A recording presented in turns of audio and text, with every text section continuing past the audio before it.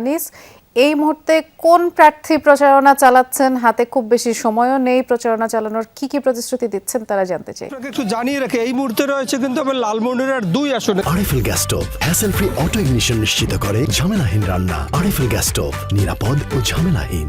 2 আসনের যে জামাত ইসলামের প্রার্থী অ্যাডভোকেট ফিরোজ হায়দার লাবলু, উনি কিন্তু গণসংযোগ চালাচ্ছেন।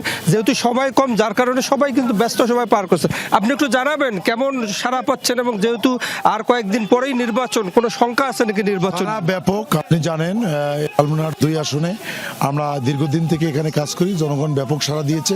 আল্লাহর উপর ভরসা করে আমরা এখানে জয়ের ব্যাপারে শতভাগ দিক। নির্বাচনী পরিবেশের ক্ষেত্রে কিছুটা শঙ্কা রয়েছে, ভয়ভীতি দেখানো হচ্ছে, ভোটারদেরকে ভয়ভীতি দেখানো হচ্ছে, ভোট কর্মীদেরকে, বিশেষ করে নারী কর্মীদেরকে হেনস্থা করার চেষ্টা করা হচ্ছে। আমরা মনে করি এই পরিবেশ নষ্ট করার একটা সম্ভাবনা আছে। আমরা প্রশাসনের দৃষ্টি